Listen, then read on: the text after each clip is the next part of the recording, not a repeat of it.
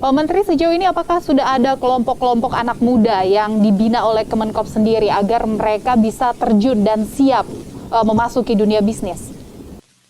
Kami sedang mengubah pendekatan pendampingan ya untuk wirausaha muda ini. Kami justru uh, bekerja sama sekarang dengan para inkubator swasta kampus untuk melahirkan anak-anak muda yang berwirausaha ya.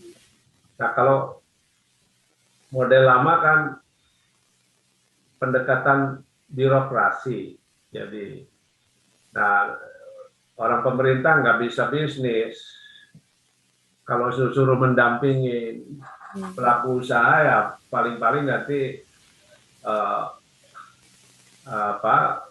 ongkos perjalanannya yang banyak ya, tapi outputnya nggak ada. SPJ-nya aja nanti habis di SPJ. Nah, kami sekarang lagi ubah.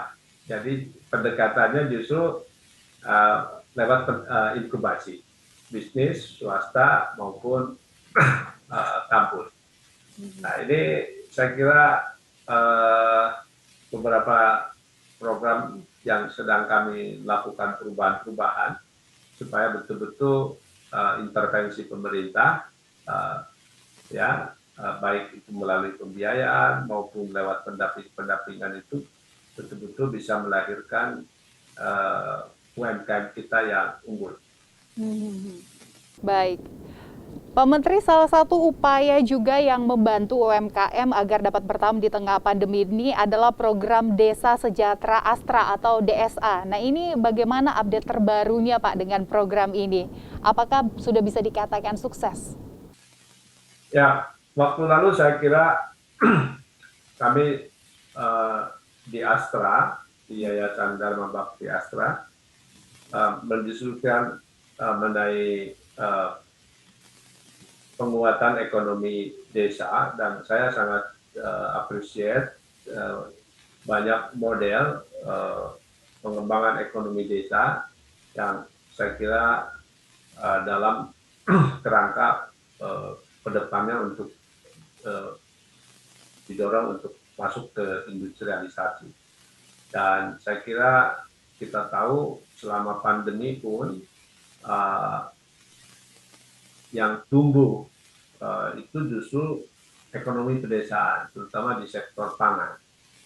Nah, ini yang saya kira penting, bagaimana melahirkan kegiatan ekonomi di tingkat desa dalam skala bisnis. Ya, karena itu ada beberapa model juga yang kita tawarkan, karena misalnya di sektor pangan yang paling banyak di pedesaan, apakah itu di pertanian, di peternakan, atau di sektor perikanan, itu kan rata-rata usahanya adalah perorangan dalam skala non-ekonomi. Nah, ini saya kira sampai kapanpun juga produknya tidak akan kompetitif, ya, produknya tidak akan memiliki keunggulan dari saing. Nah, karena itu penting untuk dikonsolidasi ya dari usaha-usaha perorangan dalam skala kecil kemudian menjadi dalam skala ekonomi. Nah, kami menawarkan lewat koperasi. Ya. Nah, piloting untuk korporatisasi UMKM, korporatisasi petani, ini sekarang saya kira sudah diperintahkan oleh Pak Presiden. Jadi saya kira waktu kita yang paling mungkin yang bisa kita lakukan mungkin membuat piloting ya model-model bisnisnya, sehingga dan ini harus sampai jalan sehingga nanti ini bisa direplikasi ya, bisa ditiru di berbagai daerah, apakah misalnya di sektor perikanan, misalnya tambak udang, atau di sektor hortikultura ya, atau juga misalnya di sektor perkebunan dan lain sebagainya. Ya, sejauh ini Pak, apakah bisa disampaikan produk unggulan UMKM apa yang sudah berhasil menembus pasar internasional?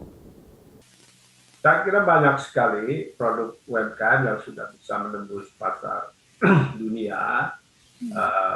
Misalnya produk home decor. Ya, home decor itu bukan hanya produk-produk pajangan pria, tapi juga furniture. Saya kira art furniture di produk dalam negeri itu saya kira cukup besar. Nah, yang kedua saya kira misalnya seperti produk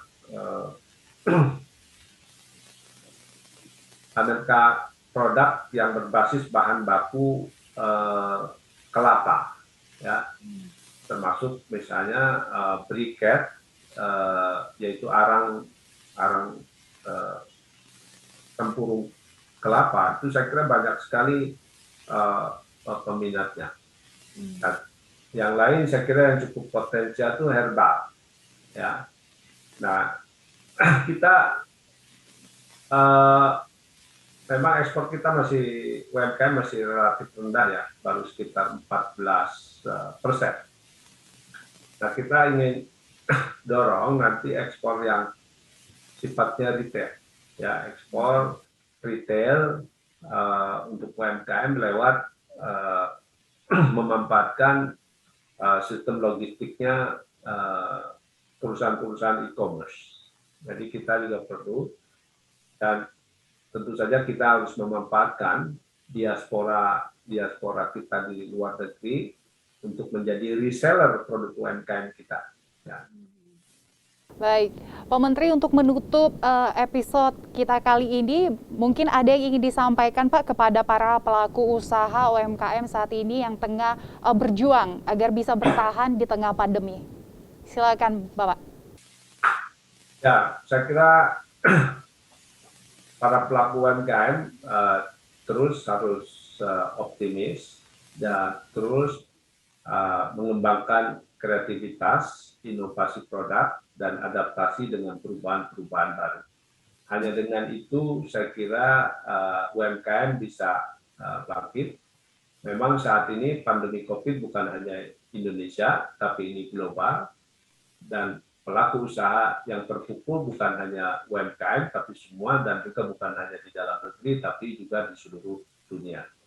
Karena itu kita sekarang harus terus bekerja sama, berkolaborasi, bagaimana kita bisa survive, ya, di tengah pandemi ini, dan mudah-mudahan dengan kita menjaga kesehatan, menjaga protokol kesehatan, mensukseskan vaksinasi, kita bisa segera mengakhiri pandemi ini dan kita bisa mulai kembali kegiatan-kegiatan yang produktif.